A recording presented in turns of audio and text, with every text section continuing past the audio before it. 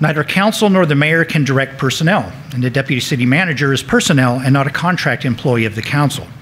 This means that the mayor, by default, is currently acting as a city administrator and a manager outside of his legal authority and is blocking the agenda item requests in violation of city ordinance. I believe the majority of council will agree the mayor is acting unlawfully and must allow this council to act according to law now. Every move we make to remedy these issues, the mayor moves to keep it out of this council's hands. This must be remedied immediately to avoid any related legal repercussions and to restore the proper and lawful function of the administration of the city of Cottonwood. Yeah.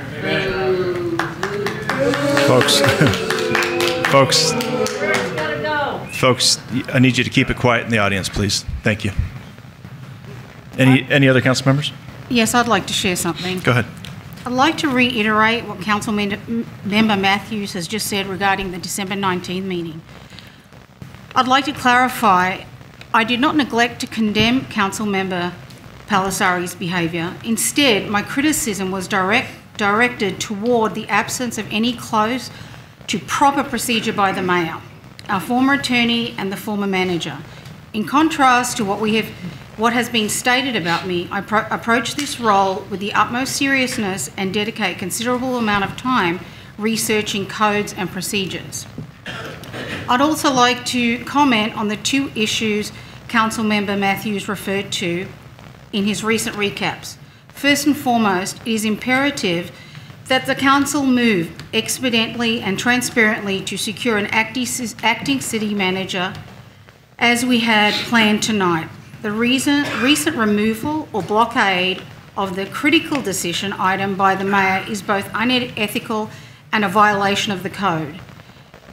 This should have been discussed tonight and a decision made appointing an acting city manager from within or moving to hire an interim from outside.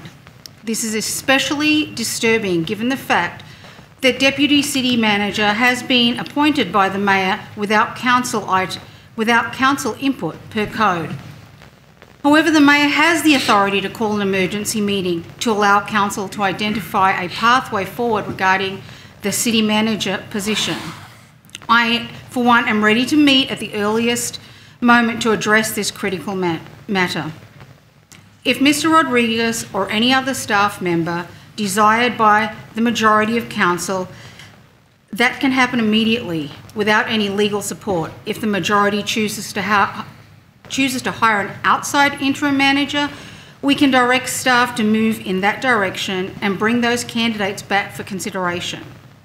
These issues were submitted as agenda items for this meeting by two council members and blocked by the mayor and confirmed by the illegitimately appointed Mr. Rodriguez.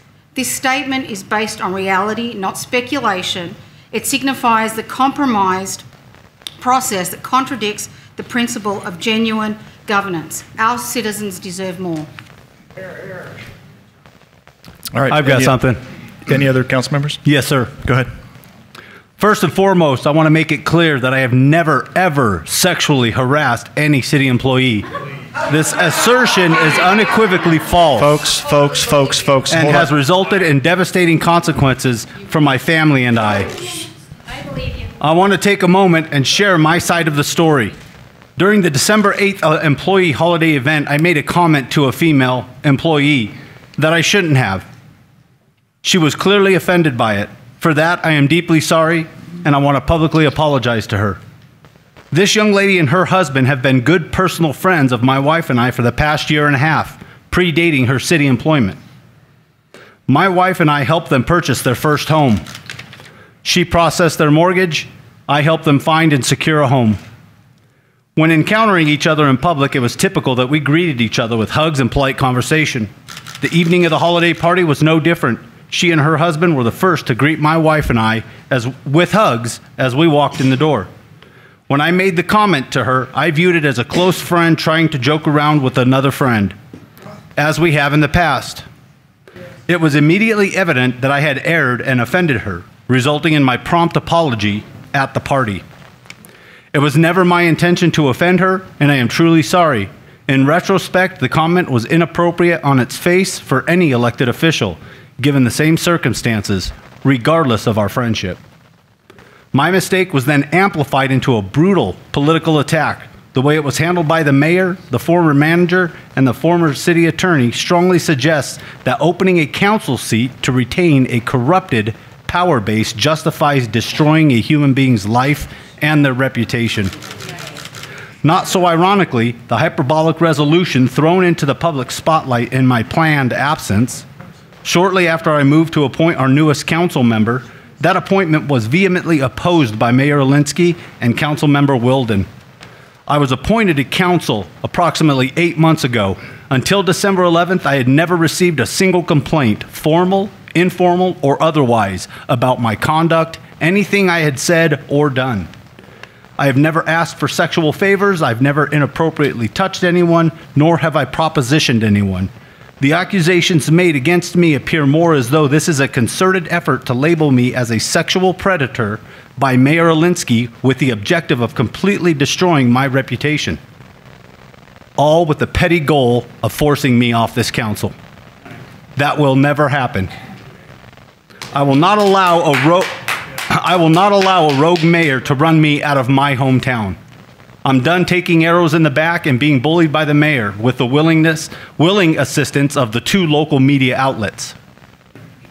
The best way to stop a bully is to stand up to them. I will no longer remain silent or allow them to continually lie about my integrity or my honor. Finally, I want to publicly apologize to my wife, especially my wife, my family, as well as the employees and citizens of Cottonwood, for my words or conduct, both real or perceived. I am deeply sorry to anyone I may have offended. That was never my intention. I am wholeheartedly committed to serving this community that I love, and I offer my sincere promise to conduct myself in a manner that meets the high expectations of those we are sworn to serve. Thank you.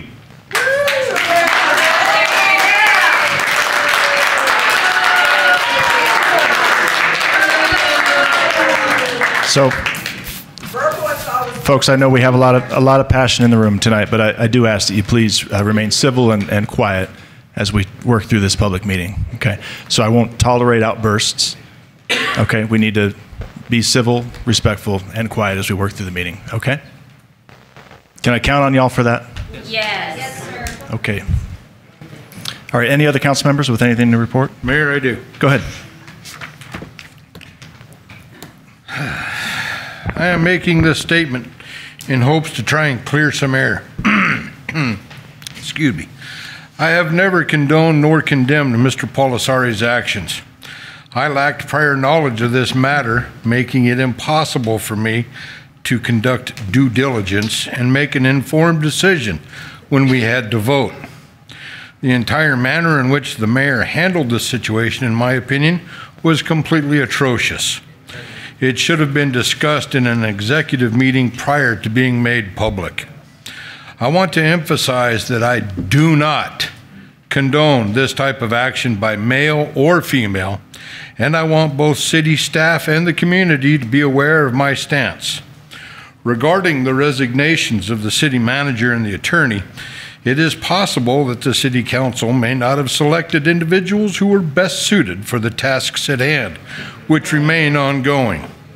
I am not aware of any instances of bullying, and it could be that they simply lacked the strength to effectively manage the responsibilities, especially when faced with inquiries from both the council, staff, and city residents. From my understanding of politics, 2 sides may never agree on everything all of the time. But when we come to the table, the goal isn't simply to advocate for personal preference, but to try and come to some sort of common ground somewhere in the middle. Both sides can compromise, contribute, and collaborate for the benefit of the city. This is the very reason why we hold these positions. It's essential to clarify that our roles are not platforms for personal agendas or legacies, contrary to some. To the city staff, all city employees, and the city as a whole, I am aware that it has been mentioned to you previously that you are not supposed to communicate with the council. Excuse me. I am here to tell you that I will not infringe upon your First Amendment right to the freedom of speech. You, just like myself, are a resident of this community, and if you have something on your mind and you wish to have it heard, call me, text me, email me. You will not be mentioned by me, but I will get your question or concern answered as quickly as I possibly can. I don't know the exact figures, but some 3,000 residents took the time to go to the voting booth and handwrite my name on the ballot as a write-in for City Council. I do not have my own agenda. My legacy will be from my daughters and sons and all of their children, not by how great a building is or how much money it took to build, but by trying to do right for this city that I call home and have for many years and hopefully will for many more. Thank you. All right. Anybody? Folks, listen, I really need the applause to stop.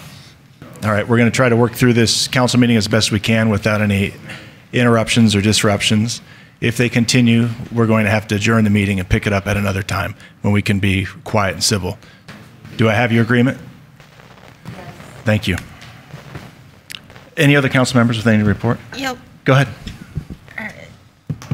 So, I've heard from a lot of people that I'm allegedly the voice of reason, which, if that's the case, we are royally screwed. Is that better? Yeah. Okay. We can argue all day long as to how we got to this point. The reality is that the op-eds and the newspapers aren't helping bring this council together. They're tearing it apart. Again, we could go back and forth. If you want to blame me because I put Matthews back on council, that's fine. But the reality is we need to find a way to move forward. The only one that can call a special meeting or an executive session is the mayor. And there's no reason why we shouldn't have an interim appointed and certain conversations that are requested by other council members had on the agenda. The real reason we're in this situation is 100% because of lack of communication, because we can't have the discussions we need to have. We need to start having those conversations and move past it. All right. Any other council members? Vice Mayor? Well, I actually was going to say something positive. But under the circumstances, I'll wait, because there are good things happening in this city, and you all need to know about it, but I'm not ready to do that yet. All right. I just have one thing to report this evening. Part of our strategic plan calls for greater interaction with our elected officials statewide.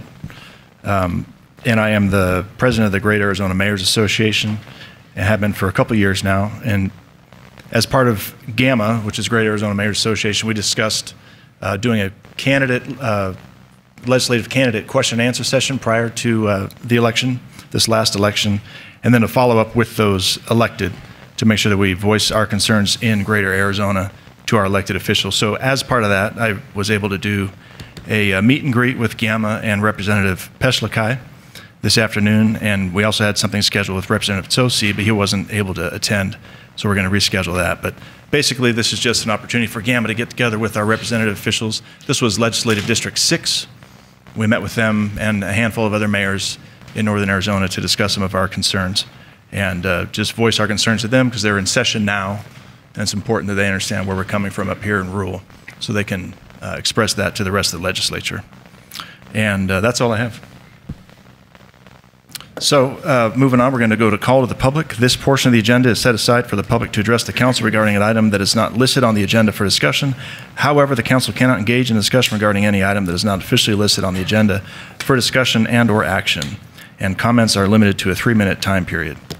So we have a handful of forms here in front of me. If there's anyone here that would like to address the council, you're more than welcome to. We have yellow forms in the back. You can fill them out, hand them up to our clerk, and she'll get them to me. And normally as I work through these, I just call up the first person and queue up the next. There are some ground rules, and I think we have some unruly folks in the audience tonight, so let's go over some of the ground rules. No applause. Those coming up to address the council need to address the council as a whole and face the council. You may not ask us questions because we may not answer you. Please do not turn around and engage the audience behind you. Just ask your question or give us your 3 minutes and we will listen to you respectfully. If any council member wants to respond, you need to do so at the end of call to the public after we've closed the floor to the public. Everybody's welcome to come up and have your 3 minutes. So without further ado, Mr. Bradshaw, you're up first. Al Bradshaw, you'll be followed by Sharon Bonney.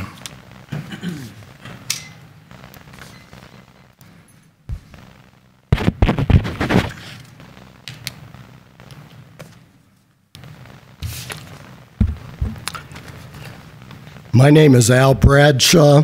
I live in Cottonwood. I came to Arizona in 1960. I owned a public relations and governmental affairs company, which gave me an opportunity to work with numerous large and small city governments. Now in retirement, my wife and I moved to Cottonwood 8 years ago. I have not been actively involved in Cottonwood government affairs, but I have stayed abreast of city issues. I know people on the city council, and I have friends working in city government. For the first time, I attended a recent council meeting to watch the council in person. I can tell you it was not a pretty picture. Members of the council should be ashamed of the impression you have made. The community has gotten tired of it. Our citizens deserve better.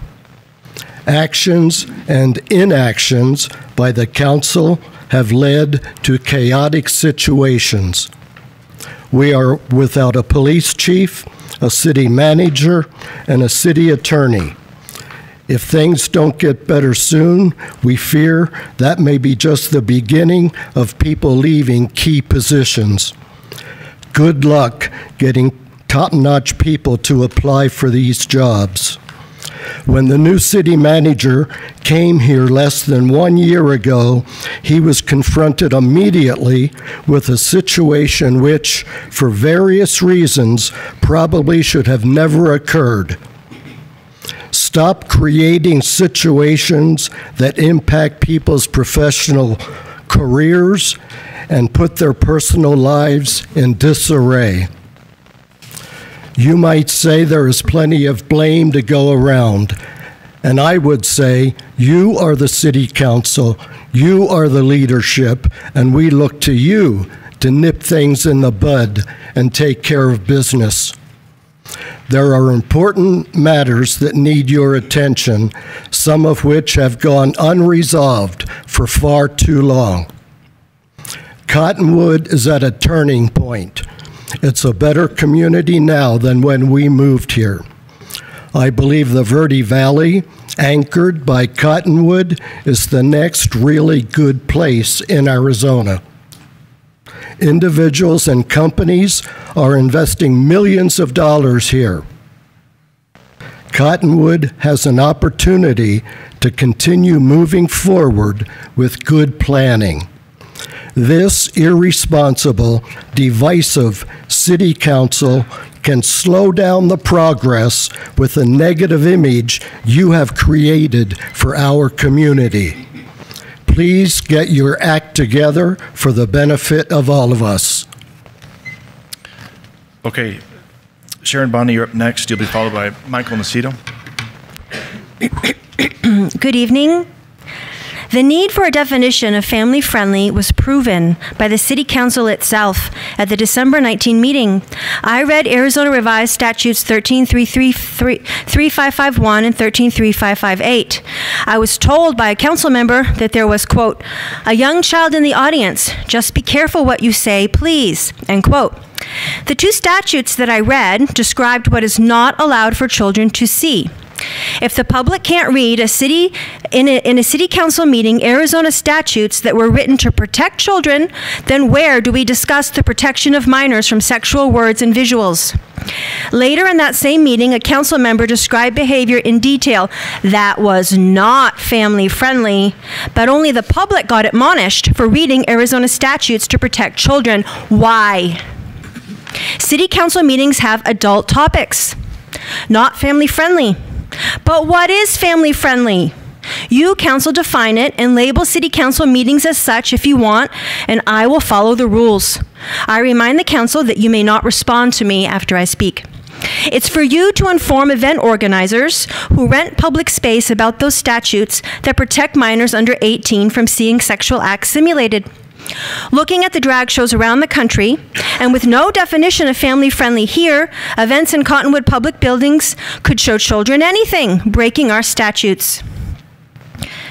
Lashing out in the local free paper at fellow council members to get attention off of one's behavior and blaming others for the council's hires resigning is below reproach.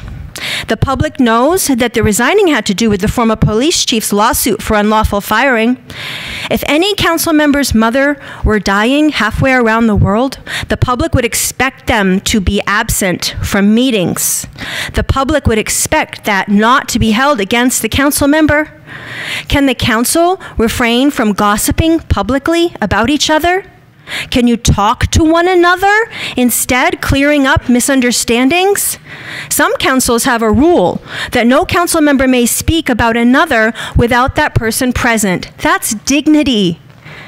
Speaking of rules, city codes are rules that provide a balance of power, preventing one member from too much power and ignoring input from the other council members.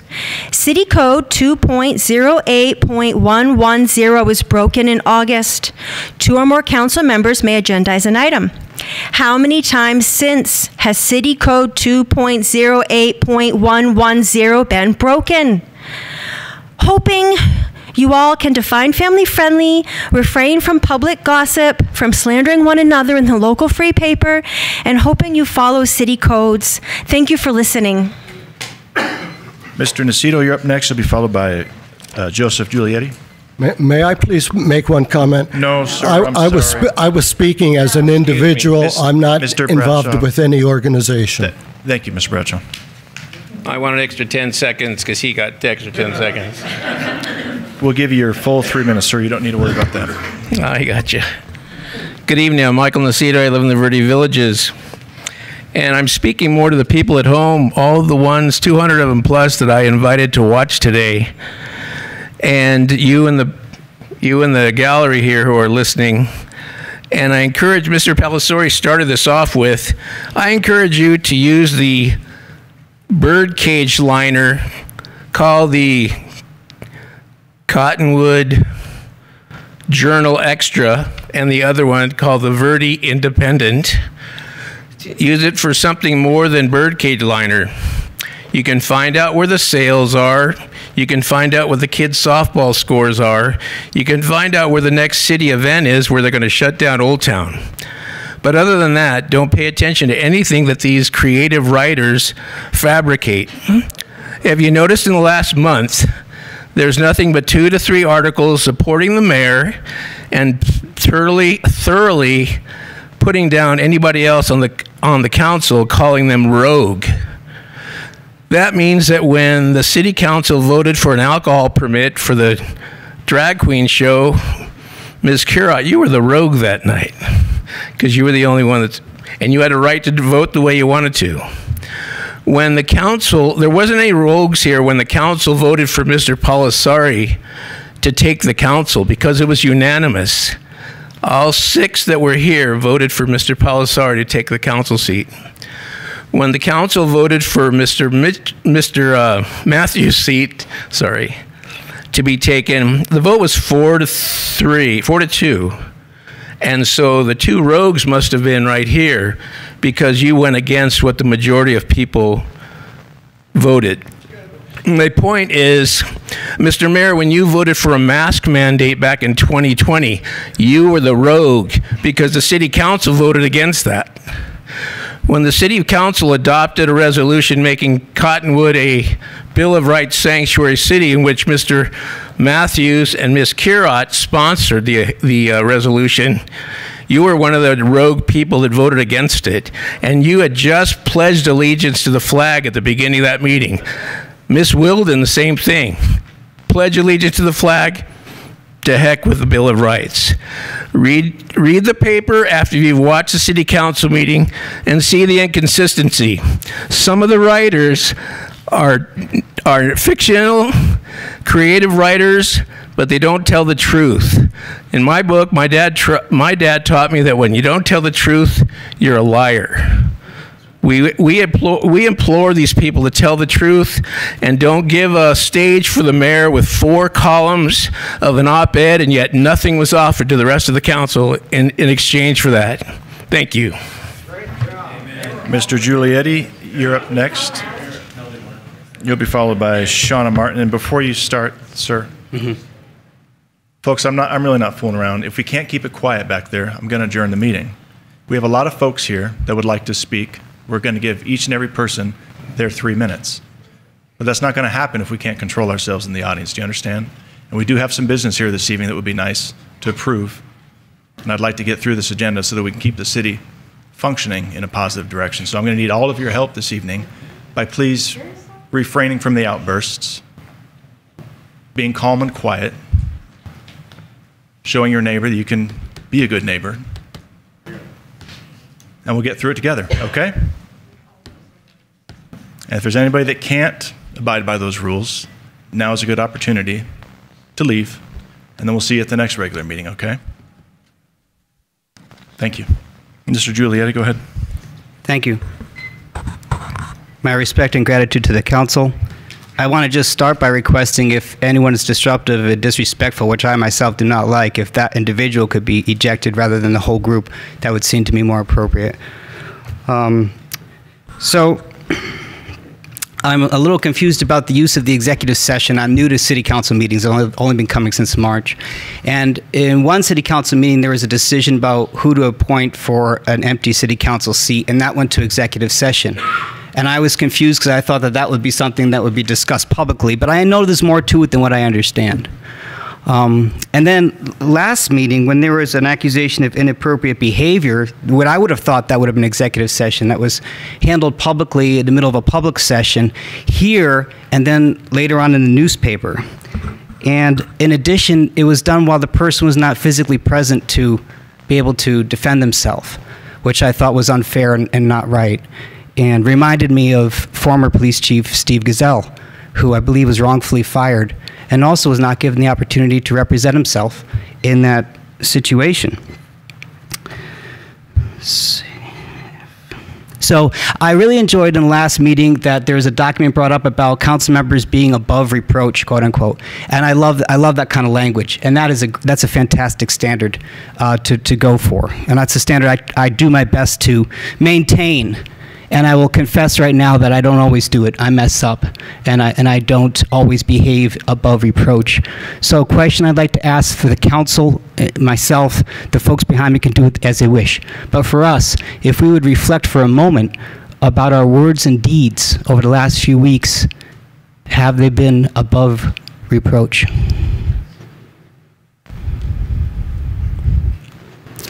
And also,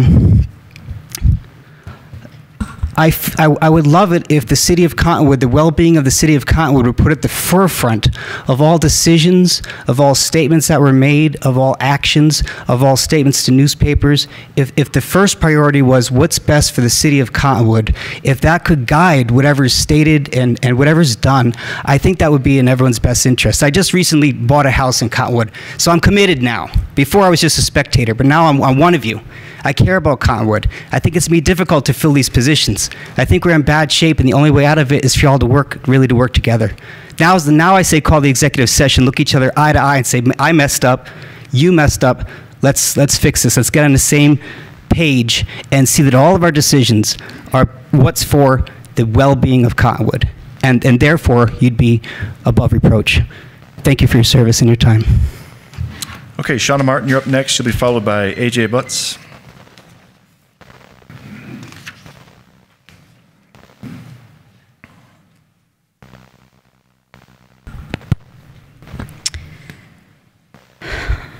Mayor, Vice Mayor, council members, I have been coming here for about a year now to talk about discrimination.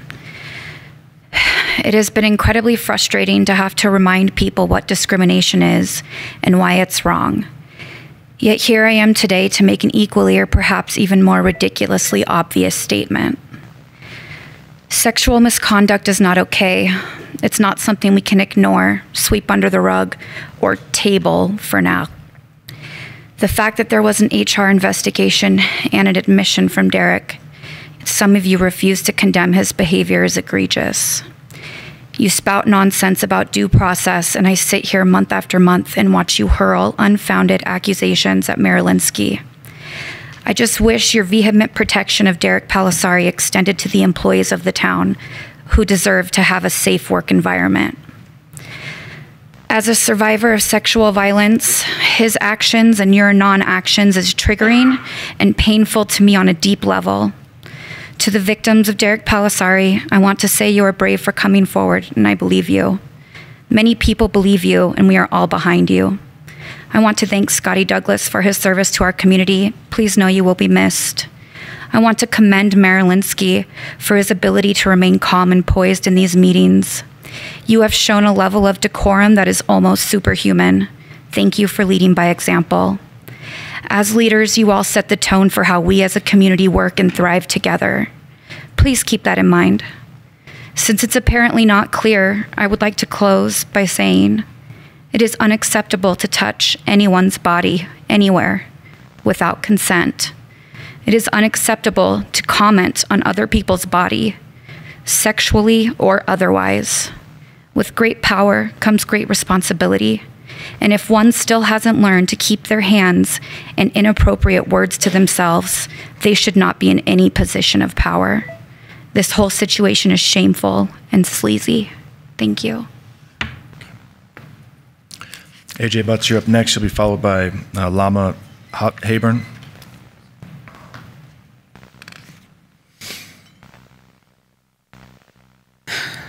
Good evening, council, members of our community, both present and at home watching.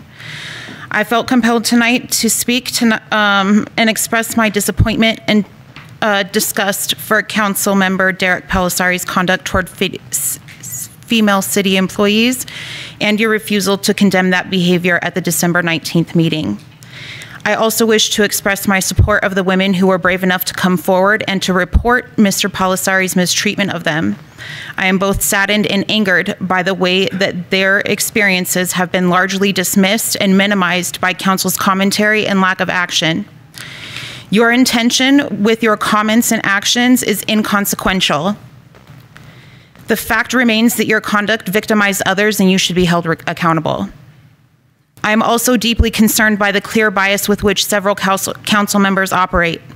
Personal agendas have no place in city issues that have the potential to affect our community for generations to come. Because of these council members' actions, we have lost not only our city manager and city attorney, but our temporary legal counsel immediately terminated their contract with the city of Cottonwood following untrue statements made by two council members, seemingly in an effort to circumvent city policies and procedures to obtain their own hand-picked attorney who would represent them over the citizens of Cottonwood. Your constituents have had enough. We are closing the gap on the division you have worked so hard to create over the last year. We have active recalls against two of you, which voters on both sides have been eager to sign. We have more important issues to deal with and find solutions for than the ones you feel are going to further your political careers. Our community needs qualified, impartial representation now more than ever. And we cannot afford to fund certain council members' special interests or inevitable lawsuits as a result of flagrant disregard of our laws that govern and protect all of us. We demand members who will investigate and consider city issues objectively, in a timely fashion, and without bias, so they may work together to find solutions that serve all of the citizens of Cottonwood. Thank you for your time and attention. Okay, Lama Hayburn, you're up next, and you'll be followed by Julie Fernat. Hi, I'm Lama Hayburn. How is this council supposed to serve this city when you won't protect your own employees? This council's failure to condemn sexual harassment and assault that Palisari admitted to in an HR investigation is disgusting, and it says plenty about each of your values. We will be using every legal process available in this democracy to remove you from power because you don't deserve the position you sit in. Thank you. Okay. Julie Fernat, you're up next, and you'll be followed by Rachel Collins. Thank you, Council, Mr. Mayor, Vice Mayor, for hearing us. 3 minutes, so I'm going to go fast. First, I want to thank Council Member DeWillis for trying to strike a neutral tone and a more conciliatory approach to governing our city. I think we need to see a lot more of that from many more members here. It is my understanding that it is a MAGA program and a MAGA policy and a Mike Flynn program for MAGA members, one of which is a very proud member of MAGA on our board here, to create chaos in local government. It's their plan, because the more chaos they can create, the more they can stop us from moving forward. We know that's your plan. We plan to not let you get away with it. It's obvious what you're doing. Councilman Polisari, my understanding is that you are shedding your assets quickly in preparation for the coming lawsuits, that you no longer reside in Cottonwood, so I would think we could solve a lot of problems quickly if the council just asked for proof of his residency. And I noticed that you only addressed one of the many, many accusations against you. So we'll just kind of leave the rest of those out there hanging in the air. I think your job as a council is to promote our city, not denigrate it, but to promote it, to show it in its best light, to make it inviting for all new residents, to promote the growth of businesses, to promote the tax base, to keep it safe, to keep the environment safe, to keep the streets safe, to have an active and effective police force that we can count on. You're doing your best to destroy that, but we're going to do our best to stop you. Thank you. Okay, Rachel Collins, you're up next. You'll be followed by Hunter Bachrach.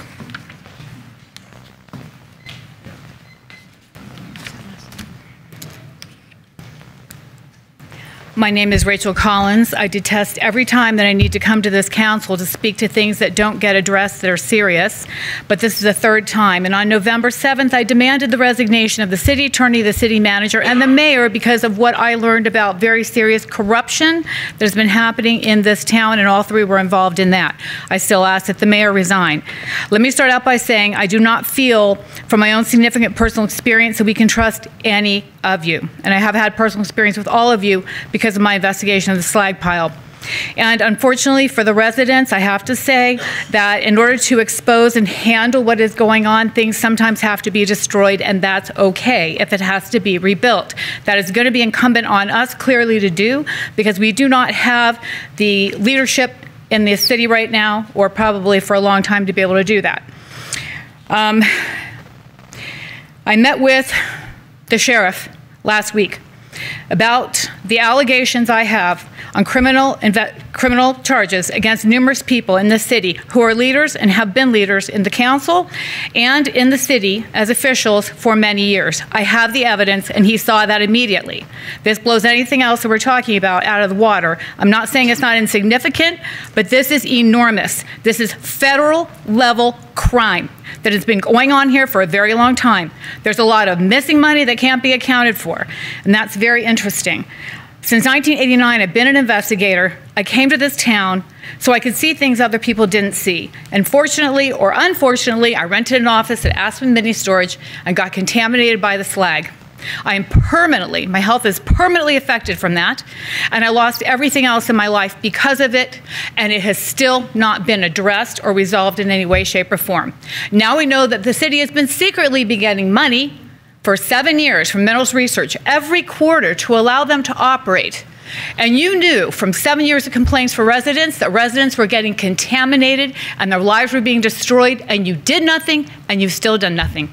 That's unconscionable, and that is criminal. I have to say, unfortunately or fortunately, it's up to the residents of this community to start asking questions, to come forward if you've experienced corruption or any way that you've been damaged in this town, including by the police force. I'm privy to a lot of information about what happened under Chief Geisel's reign, and a lot of it is not good. I was a VP of HR and an executive recruiter for many years in my career as well. You need to have an internal investigation Not just talk about what are we going to do about him, are we going to pay his notice of claim or not. You need a serious internal investigation about everything that has happened to the residents of this town since he was the chief of police. And in that investigation, you need to talk to people who are also employed and still are employed in the police force, many of whom shared with me that they felt they were abused, including men. Thank you. Okay, Hunter Bachrock, you're up next. You'll be followed by Kelly Helgeson. Good evening, Mr. Mayor and Council.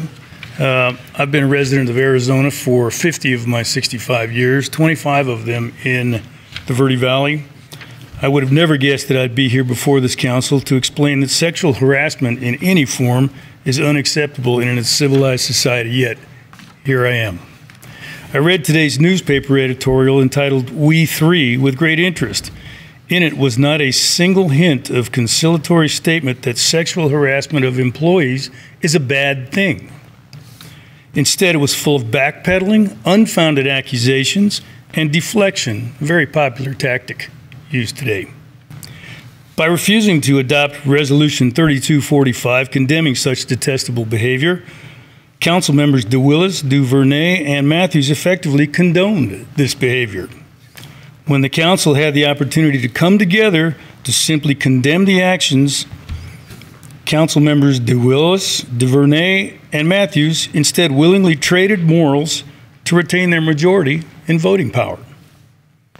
They choose votes over what is right, fair, and good for this city and its employees. Little wonder that the three also oppose an adoption of a code of ethics. This failure to act sent a clear message to the community, especially to the female employees of the city, that their personal safety is not the council's priority. There have been numerous reports of sexual harassment. A single verified incident should have justified removal. This council person is clearly a liability to the city, but since he votes in lockstep with the conservative members of the council, they have refused to take any action. The hypocrisy is staggering.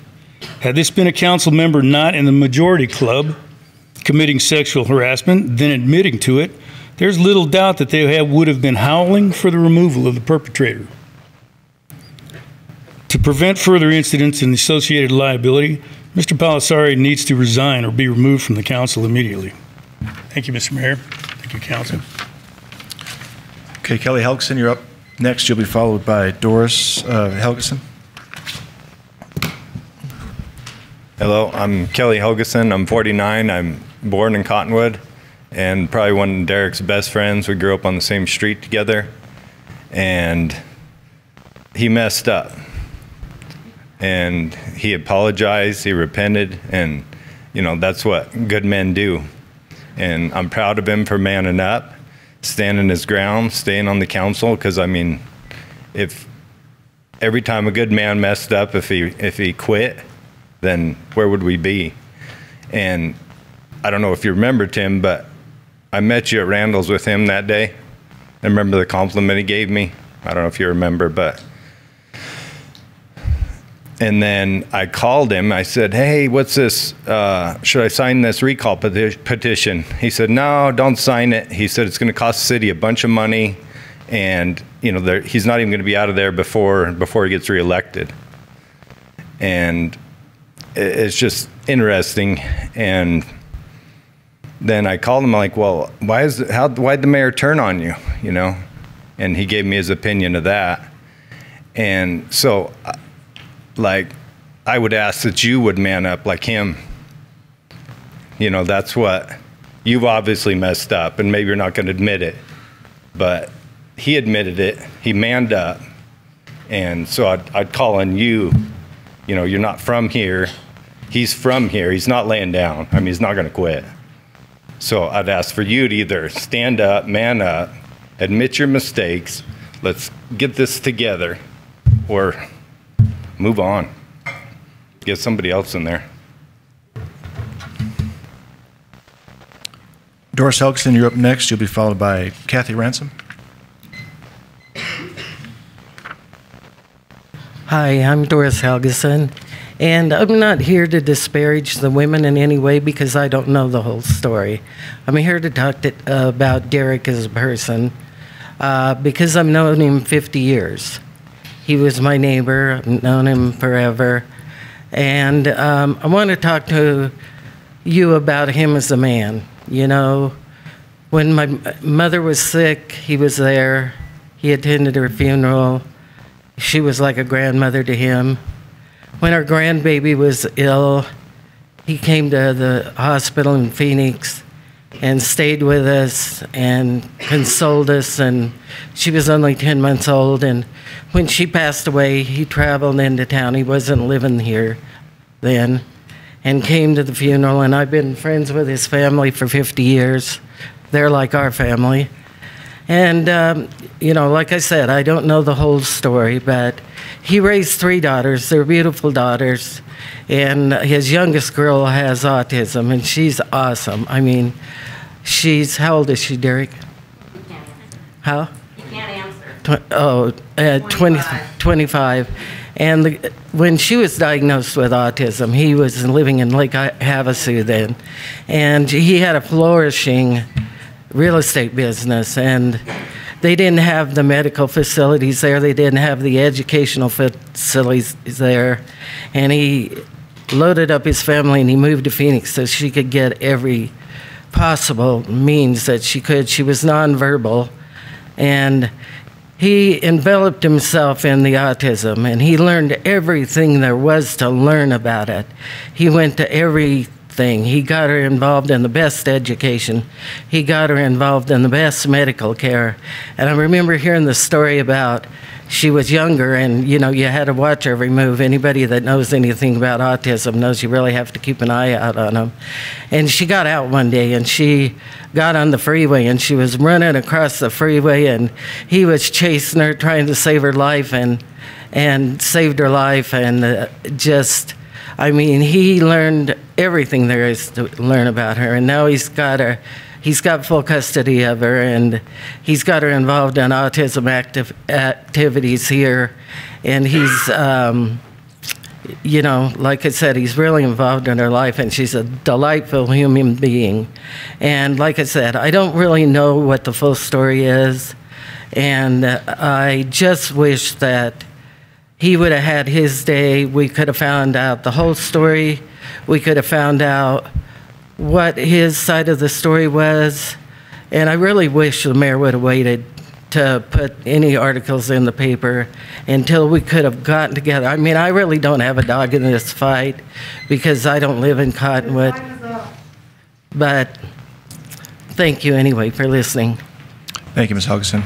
Kathy Ransom, you're up next.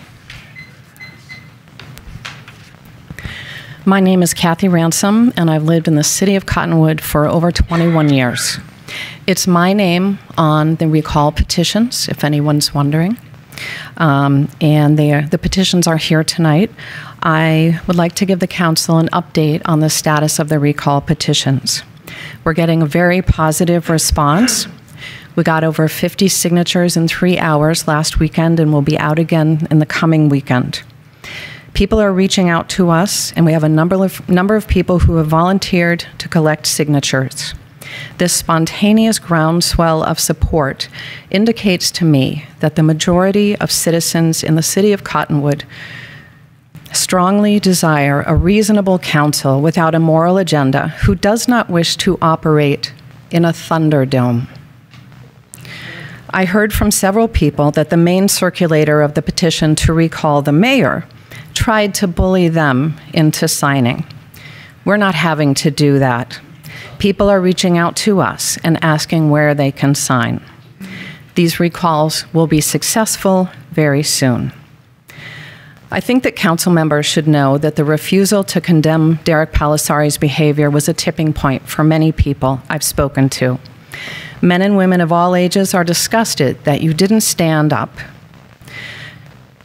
and that you allow a sexual predator to remain in your midst without condemnation. I don't think that voters will forget that in August and November. For the record, what he said to his friend, the mayor was trying to maintain decorum, and he didn't explain it in the meeting in December. It was reported in the paper as, by the victim, he grabbed me by both my shoulders and pulled me toward him and whispered in my ear, "I am not trying to offend you, but have your boobs always been that big?" That's not something anyone who respects women would ever say. The local papers are reporting the facts, and if you don't like the facts, maybe you don't really support freedom of the press, which is guaranteed, like freedom of speech, in the First Amendment, and which was celebrated by a resolution to make Cottonwood a sanctuary city for the Bill of Rights. Okay, we have one more form here that was just submitted from, is it Greg Guild or Gold? Greg Gould. Greg Gould. My name is Greg Gould. I have lived in the Verde Valley for 40 years. I've only been a Cottonwood resident for 4 years. And I found out a lot of things about the financials that have gone on in this city and the boondoggles that have happened with, for instance, this building that has never been used and the water treatment plant that can't be used. And the folks on the council now basically have been finding that out, and the people that have been on the council for 17 years, and et cetera, are not liking the idea of that, and that is the crux of what all this started. Mr. Polisari's thing, I don't know.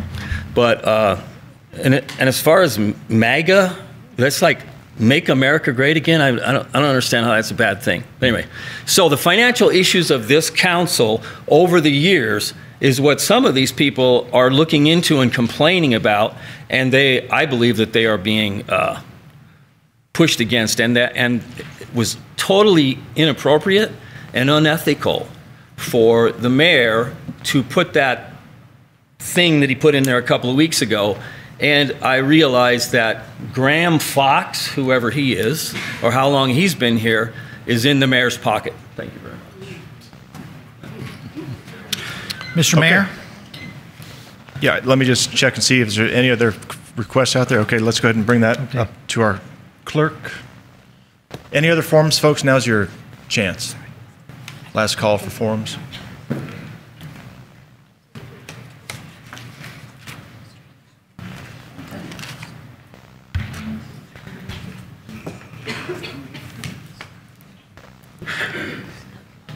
Okay, Shannon King, go ahead. Yeah, hi, it's Sharon King. I'm sorry.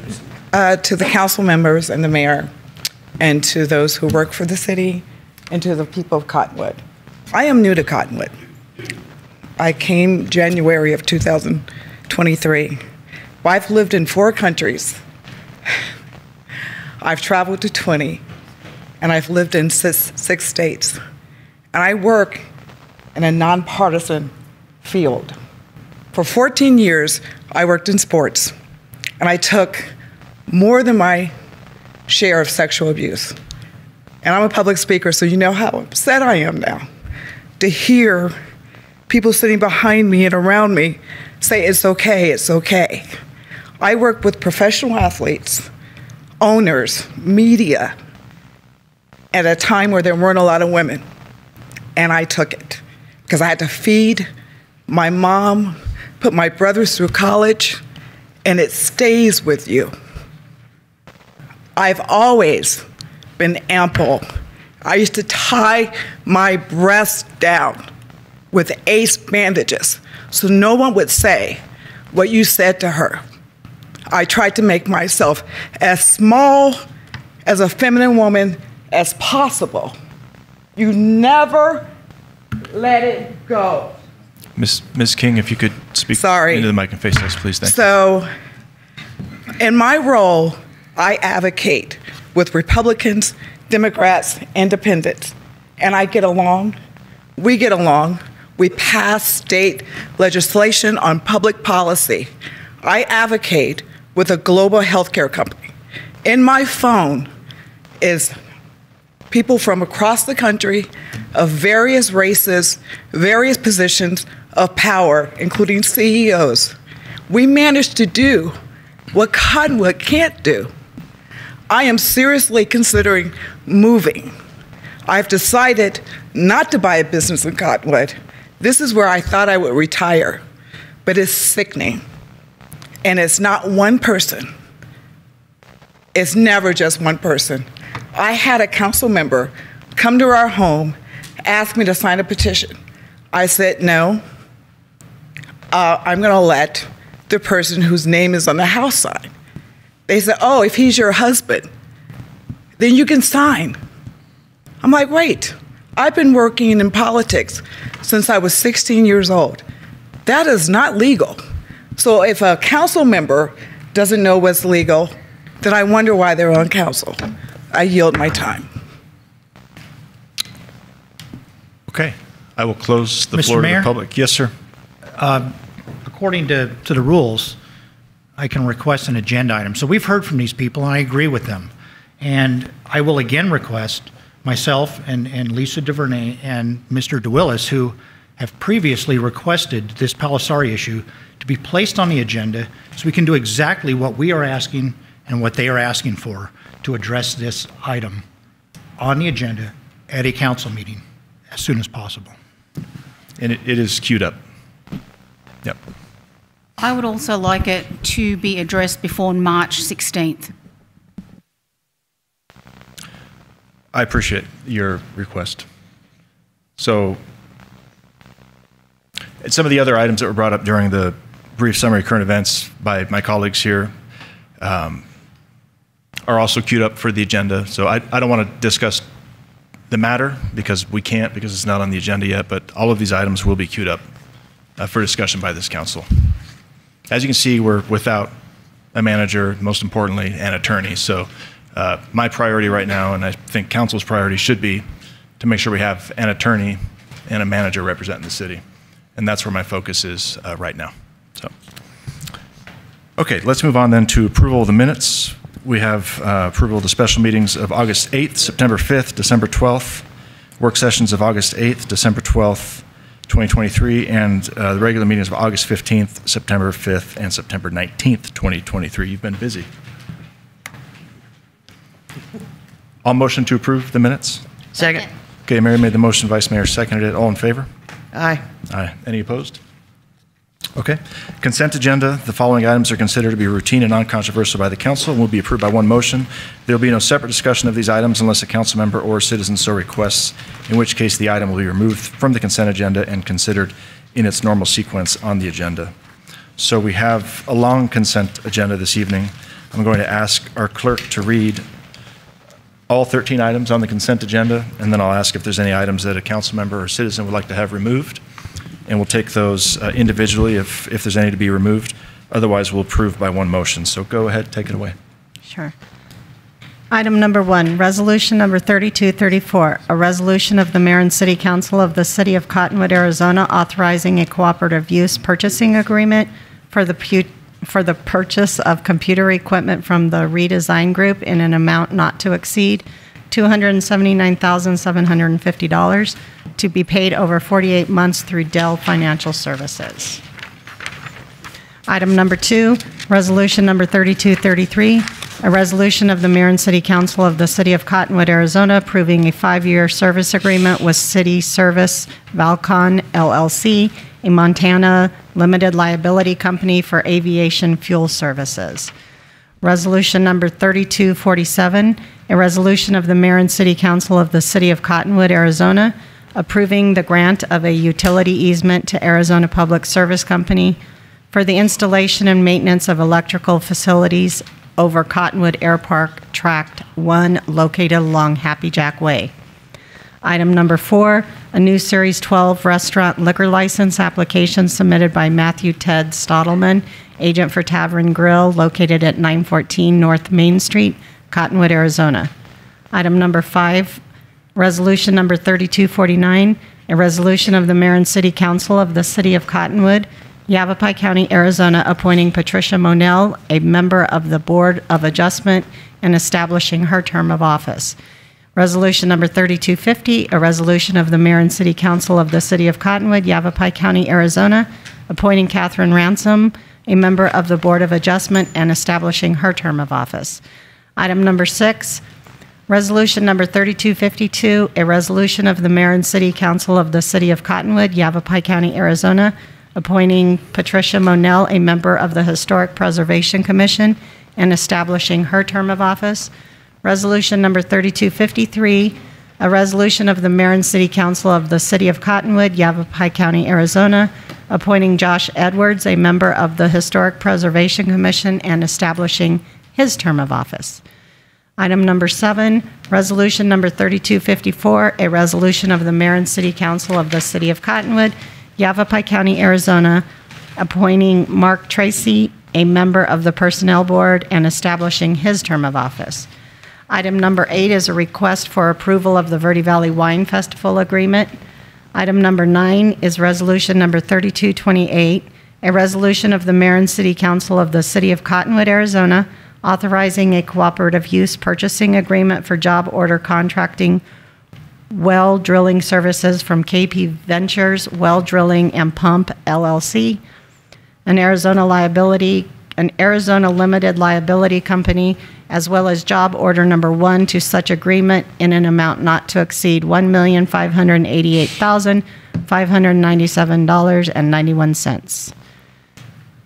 Item number 10, resolution number 3237, a resolution of the Mayor and City Council of the City of Cottonwood, Arizona, authorizing a cooperative use purchasing agreement for the purchase of wastewater treatment facilities, job order contracting services from Schofield Civil Construction LLC, an Arizona limited liability company, as well as job order number 1 to such agreement in an amount not to exceed $599.30.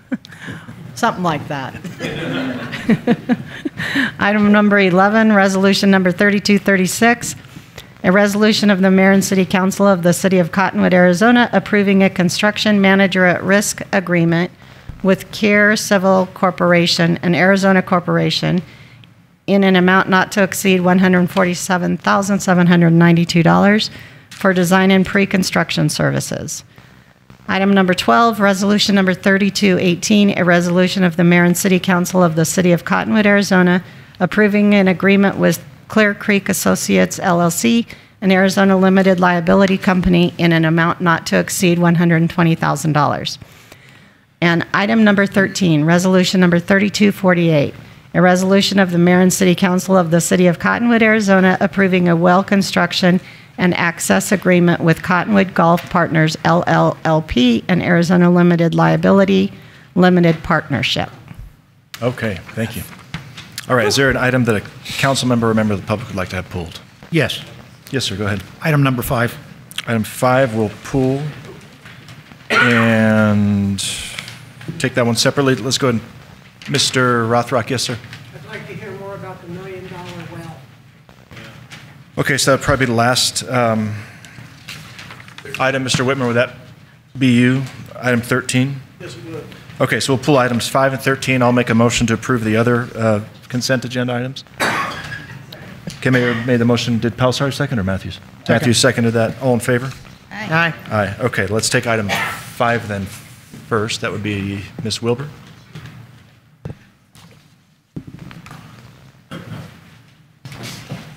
Evening.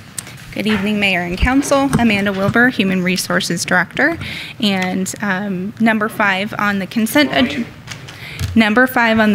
agenda involves appointing members to the Board of Adjustments. So at our previous meeting, we had interviews for the Board of Adjustments. We have the Board of Adjustments consists of 5 members on the board. We currently have 2 sitting members, I believe, and then we were looking to appoint 2 others. So both went through the interview process, and the majority of council gave feedback in the interview to move forward with that appointment. So staff submitted through the process, as we always do, and I am open to any questions that council may have. Okay, questions, council? Actually, I have some questions for the applicant, Ms. Kathy Ransom, if she's willing to answer them. Ms. Ransom, are you here?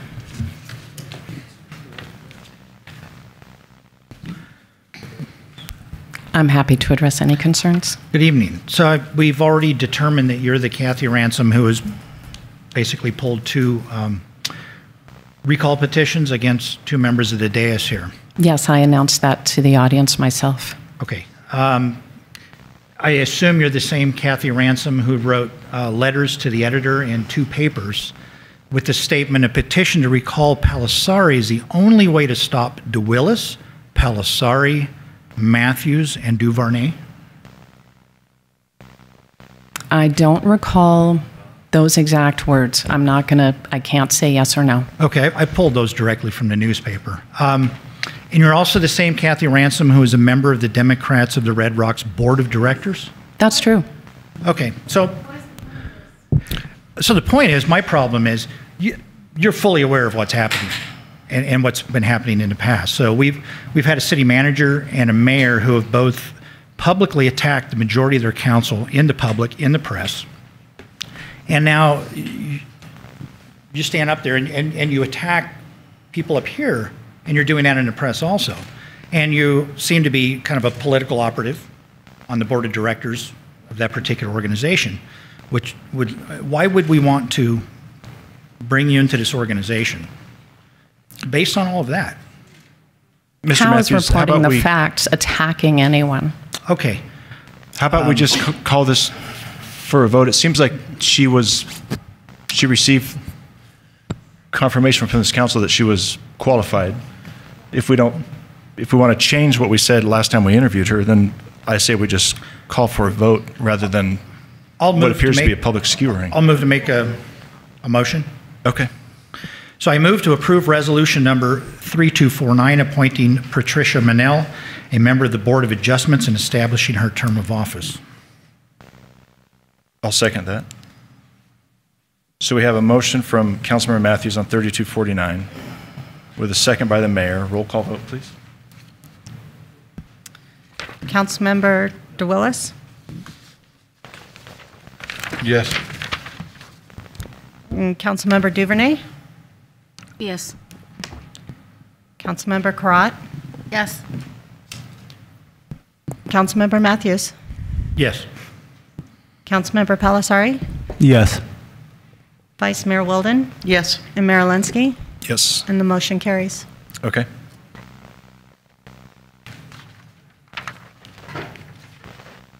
Do you have to vote against me? Look, I'll make a motion to approve you. I think when we interviewed you, it seemed in the line matrix and council's interview, it seemed to me like, again, you were qualified. Right. So I'll make a motion that we approve resolution number 3252.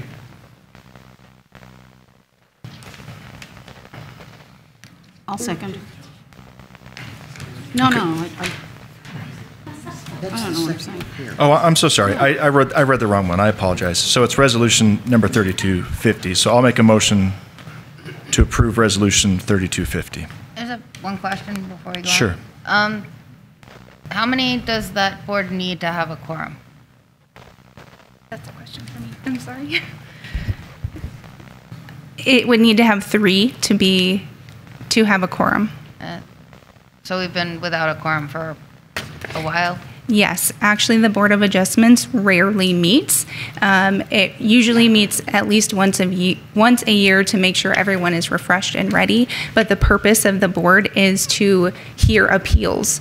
So we don't get very many of those, and the board rarely meets.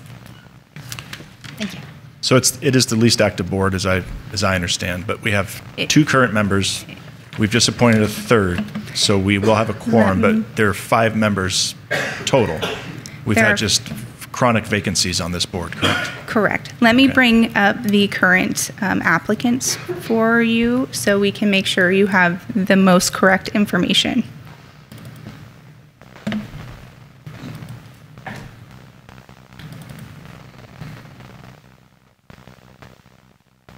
No, 3249 was one no. So they're each under item. Okay. We do have 2 members on the board currently and have 3 openings. Now we have 2 openings because council just approved the last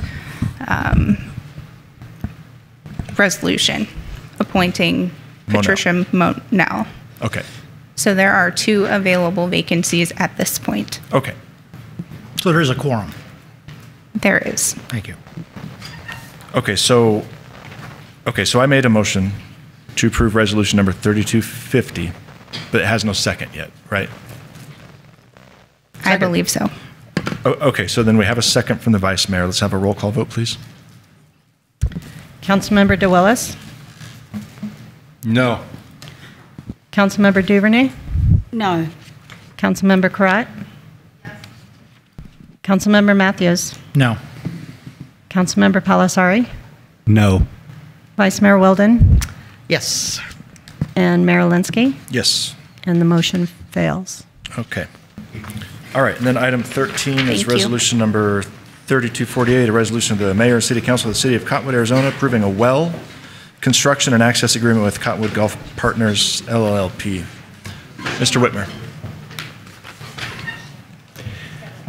Good evening, Mr. Mayor, members of council. My name is Tom Whitmer, and I'm the Utilities Director for the City of Cottonwood. As most of you are aware, we deliver water to the Verde Santa Fe development, and as a part of that effort, we have a single well that supplies water to that entire development, roughly 1,000 residential homes. The issue with that has served us, or with a single well, that has served us perfectly fine up until COVID hit. When COVID hit, we started seeing all kinds of issues with supply chains and so on. Whereas in the past, if we were to lose that well, we could get a well out there and up and running within 48 hours tops. And in our storage reservoir out there, we have approximately 4 to 5 days of water. That's it. Since the COVID episode and experience, to get well or get parts for that well, i.e. pumps, motors, and so on, sometimes that can take as much as 3 or 4 weeks to get a new pump to replace it if we lose that. In an effort to address that issue, we decided we needed to drill a second well for redundancy. When you're talking about water, water is so essential and so critical that you always want to have as much redundancy as possible in order to meet the needs of the people, so you're not scrambling and trying to put people into a crisis mode and restrict their use and so on. And so with this new well that we're proposing to drill, we will have that backup well and redundancy for that system, such that if we lose a well, we'll always have a backup ready to go. This well sharing agreement that has been asked to discuss tonight, that is specifically with the Verde Santa Fe Golf Partners. In order to drill a well in the state of Arizona, you must either own the property that you're going to drill the well on, or at least have a right to the use of that property for a well in perpetuity. You can't do it for 10 years. You've got to do it in perpetuity. Otherwise, you can't get a notice of intent to drill from the Arizona Department of Water Resources. So we started discussing the potential for drilling a well in that location, because otherwise we'd have to buy land, and they were willing to put up a piece of land right in the middle of their golf course where we could site a well there for use in the Verde Santa Fe development. So what this agreement is, it's just an agreement in place between the two of us that gives us access and a perpetual right to the use of that property for the drilling, operation, and maintenance of a well. Okay. Any questions from council? Go ahead. Okay, so there's the one well right now. That's all. And that's the one that's got a hole in the casing or whatever is leaking. We're either, yes. Whatever is going on is Yes. going on. I understand. Okay.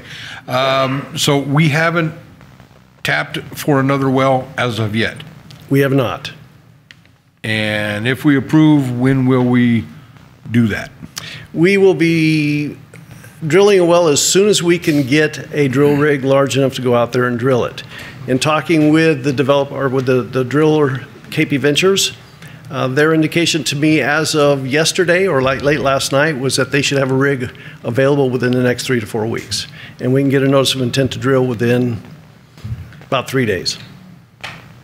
Thank you. Okay. Any other questions? No? Okay, I'll make a motion then to approve resolution. I believe a member of the public asked to have that pulled. They may have a question. Mr. Rothrock, did that answer your questions? Okay. Thank you. All right, resolution number 32, I motion to approve resolution number 3248. Second. All right, Mayor made the motion, Vice Mayor seconded. Roll call vote, please. Councilmember DeWillis. Yes. Councilmember Duvernay. Yes. Councilmember Karat. Yes. Councilmember Matthews. Yes. Councilmember Palasari. Yes. Vice Mayor Weldon. Yes. And Mayor Linsky. Yes. And the motion carries. Okay, thank you. All right, new business. The following items are for council discussion, consideration, and possible legal action. There's 3 items under new business this evening. And first up is ordinance number 740, amending the zoning ordinance by amending sections 201 and 404 to add a definition of a reasonable visual access and amend requirements for fence permitting and outdoor storage. This is a public hearing, and this is the first reading. Thank you, Mayor, Council. Tina Hayden, Community Development Planner. I have a text amendment, a proposed text amendment regarding fences and outdoor storage. This is regarding Section 404J and Section 404L, and also Section 201, which is Article 2 definitions. The first proposal is for Section 404J regarding fencing. Staff is proposing to remove the word perimeter to clarify that all fences and walls require permitting. The second amendment to this section is community development staff will provide review and approval of fence permits as opposed to the code review board having to do that. And the third item for this section is that materials that are comparable to the approved materials list will be subject to a review and approval by community development staff as opposed to taking it to the Planning and Zoning Commission. It is the goal that we are reducing the procedure to increase speed in getting the fence permits out. The second part of Section 404L is outdoor storage. Staff is proposing to create a provision that specifies that outdoor storage is permitted in residential zones. There's currently not a provision. This has created a gray area for code enforcement.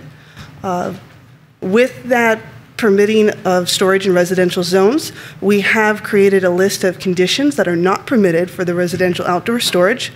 This is a result, or outdoor storage that results in safety hazards, infestations of vermin and or pests, my apologies, items stacked higher than the screening fence wall, and then visual nuisance due to the excessive accumulation of items as viewed by those with reasonable visual access. And I have reasonable visual access underlined because that goes into the amendment to Section 201 definitions. We are adding a definition for reasonable visual access. This is the unimpeded view of a person of average height and visual ability, legally occupying a public place or private property, regardless of differences in grade or building height, and not using magnifying visual aids such as binoculars and telescopes. This definition was made with the aid of an attorney. The goal is it encompasses topographic conditions, building height conditions, and it protects the property owner from, I guess, those who would force visual access, like with a drone, a telescope, or even just putting a camera over a fence line. And that concludes my presentation for this text amendment. I'm ready for any questions you may have. Okay, Council, any questions for Ms. Hayden? I'll go since we are on the fencing thing. Is there any way to allow, so like, was it last year we went up to 6 feet in the front? Is there a way to go 8 feet in the back so that way if somebody has like a trailer or something? Or Mayor Linsky, Councilmember Karat, that is something that staff could consider and take to the Planning and Zoning Commission and see if they will make a recommendation for approval. Okay. All right. This is a public hearing, so if there's anybody here this evening that'd like to comment on this item, you're more than welcome to. Okay. Well, this is the first reading, so we're going to bring it back at our next regular meeting for action. Thank you, Ms. Hayden. Do you need to read ordinance 740 by title only? Mm-hmm. Yeah, okay, why don't you go ahead and do that now. Ordinance number 740, an ordinance of the Mayor and City Council of the City of Cottonwood, Yavapai County, Arizona, amending the zoning ordinance by amending sections 201 and 404 to add a definition of reasonable visual access and amend requirements for fence permitting and outdoor storage. Okay, thank you. And next is ordinance number 741, an ordinance of the Mayor and City Council of the City of Cottonwood, Yavapai County, Arizona, amending the zoning ordinance by amending section 407 regarding landscaping requirements on street frontages and calculation of required landscape materials. Again, this is a public hearing, and this is the first reading. Go ahead. Thank you, Mayor, Council. Tina Hayden, Community Development Planner, bringing a proposed text amendment for Ordinance 741 regarding Section 407E, Landscaping Standards. The first amendment is we are creating a provision to allow the rounding of fractional amounts of landscape material per mathematical rounding standards. Currently, if my calculations for landscape materials were to provide a fraction of 2.3, we have just by practice rounded up, even though that's not the mathematical standard. This provision would just say that we would round per mathematical standards, and if I had a 2.3, then only 2 trees and 6 shrubs would be required versus 3 and 9. The second part of this amendment, currently landscape materials are calculated based on the lineal footage of the property adjacent to a street frontage, and we require 1 tree and 3 shrubs for every 25 linear feet. I have a little math problem. We have a property with 100 lineal feet on the frontage. We would divide that by 25 feet, and we'd have a requirement of 4 trees and 12 shrubs. The proposed amendment would first allow up to 30 feet to be removed for drive access, because you can't plant trees in the drive access, and then it would also change requirements to 1 tree and 3 shrubs for every 30 feet. So my mathematical equation would be 100 minus 30 is 70 feet. Divide that by 30, we get a decimal of 2.3. And then with the new rounding provision, we'd round that down to 2 trees and 6 shrubs. I do have some examples of what the current zoning ordinance has in place. This is the kids' park. We're on 12th Street looking west here. These trees are spaced 25 feet apart. You can see that the canopies are intermeshed. Expanding that by 30 feet would reduce some of that intermingling and allow the trees more room to grow. I would also like to say that when developers have site plans, we don't require that trees are spaced every 25 feet. That's really just part of our calculations. Staff, per the zoning ordinance, we do support xeriscaping principles, so plants can be clustered per those principles. My last slide here, this is just an angled view looking northwest down 12th Street. Again, same trees. You can see that intermingling of the canopies with the 25-foot. Having them spaced 30 feet would allow for similar shading tree coverage without, and also just help the developers in reducing some costs for them. And that concludes my presentation. Again, I'm ready for any questions you may have. Okay. Were you getting some feedback from the commercial developers on the landscape requirements? Is that what kind of spurred this kind of relook? Really, planning is just trying to find ways to reduce prohibitive costs for developers. This was one thing, I think based on some other jurisdictions, they do allow a 30-foot spacing. I also did a little more looking into what the average tree canopy size is. The diameter is about 30 feet. So that would, if we had a 30-foot spacing, the tree canopies would just barely be touching. Okay. All right, great. Any questions from council? Thank you for that. Again, a public hearing. Is there anybody out there who'd like to speak on this item? Okay, again, this is first reading, so we'll bring it back for a vote from this council, but let's ask our clerk to read ordinance number 741 by title only. Ordinance number 741, an ordinance of the Mayor and City Council of the City of Cottonwood, Yavapai County, Arizona, amending the zoning ordinance by amending section 407 regarding landscaping requirements on street frontages and calculations of required landscape materials. This was a public hearing and first reading. Okay, great. Okay, last item under new business is resolution number 3243, a resolution of the mayor and city council of the city of Cottonwood, Arizona, authorizing a cooperative use purchasing agreement with Cynthia Sessions, DBA Culebrin, for the procurement of additional plan review services in the amount of $200,000 for a total not to exceed amount of $300,000 for fiscal year 2024. Good evening, Mr. Mayor, Council. Scott Ellis, Community Development Director. I'm here with Cody Blazer, our building official. We've been without a full-time building inspector since about the 1st of September. And Cody has been pretty much exclusively our plan reviewer. We had some money earlier in the year to send out for third party, but we've exhausted that. So we've lost our building inspector, and now it is up to Cody to do inspections. Most of the inspections, we do have a third party inspector who's here like 2 days a week, I believe. Yeah.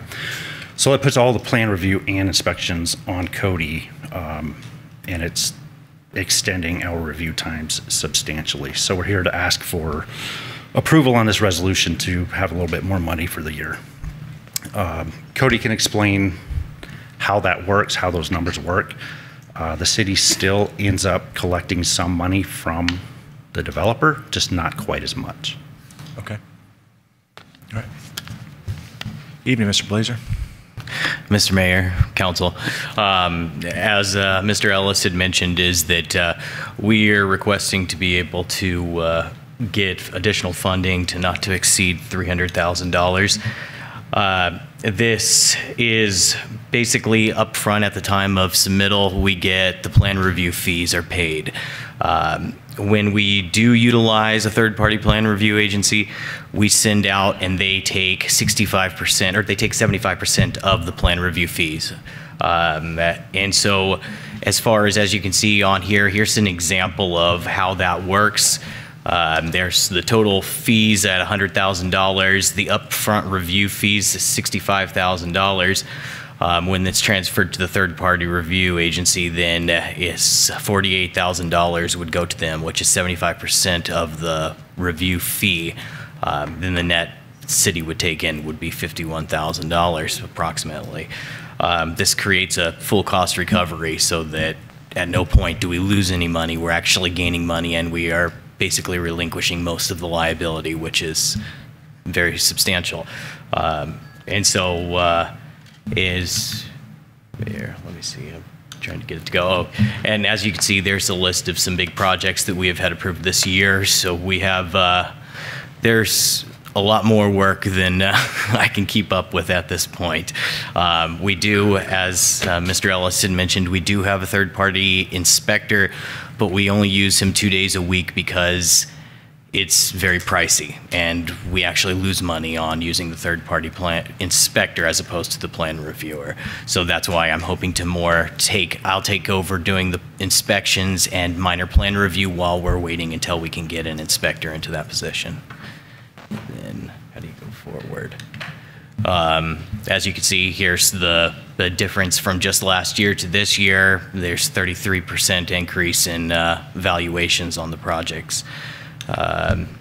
Here's an example. This is basically our review times back in March. Back in January, March, we were at about 2 weeks. Prior to that, we were at about 3 to 4 weeks. Mr. Corbin had noticed that, and that's where he had told us to start sending out third party. Once we started sending out third party, it brought us down to 2 weeks. During the period of time between the new city manager, we chose to try to reduce the amount that was going out. As you can see, that was the time period of the incline. Then once we got the city manager, he chose to not pursue us using third parties, which has caused a significant increase in review times. And now at this point, this is what we're projecting as far as if we can get the third party plan review restored. That's approximately March. For some reason, the March didn't show up on there, and that's an approximate expected timeline as far as trending goes. We're looking at extending our plan review times to 10 weeks, which we obviously don't like to have to do that. That is everything that I have for my presentation, if you guys have any other questions. Great. Go ahead. Could I ask, is the plan to use the outside service, obviously it's going to be for a long time, but would the goal be to hire someone else to do it in-house, or is this kind of an extended? Honestly, that has been our plan for a long time, but it hasn't been approved yet. But here, I'll let him. Mr. Mayor, Councilmember Duvernay, we have put that position in for this budget cycle for council to consider a permanent plan review position to share with the fire department to help review their plans as well. Financially, it does make more sense to have our own in-house person, correct? I can't answer that 100%. That'd be best for probably our financial director when you factor in what the salary would be plus benefits and all of those things. Okay. So I'm sorry, I can't answer that one fully. I don't want to speak wrong.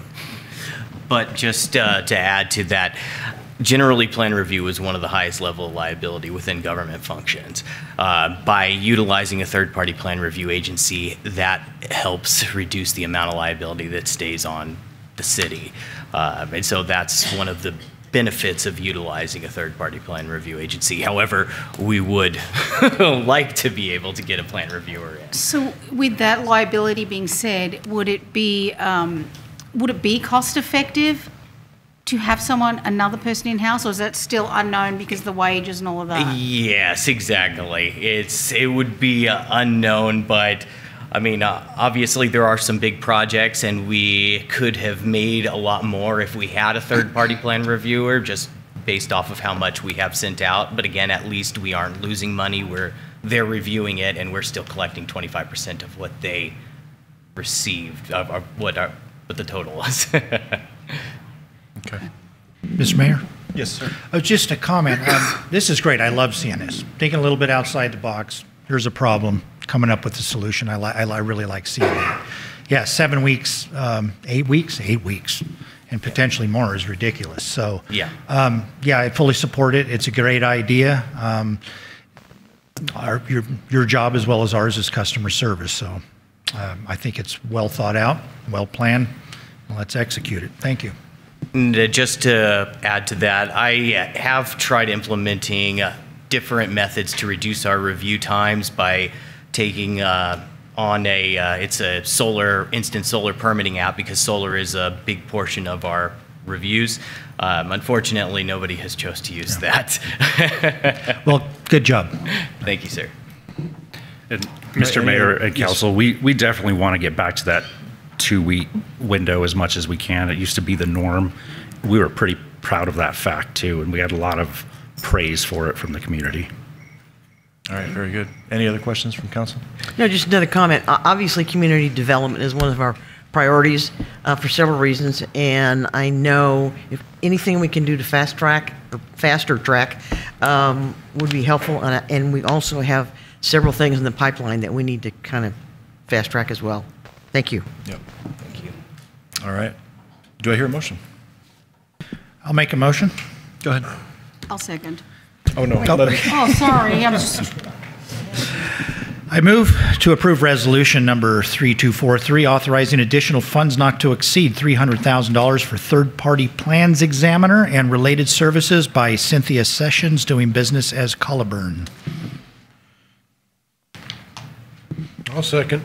Okay, Councilmember Matthews made the motion. Councilmember DeWillis seconded. Let's get a roll call vote, please. Councilmember DeWillis? Yes. Councilwoman Duvernay? Yes. Councilmember Karat? Yes.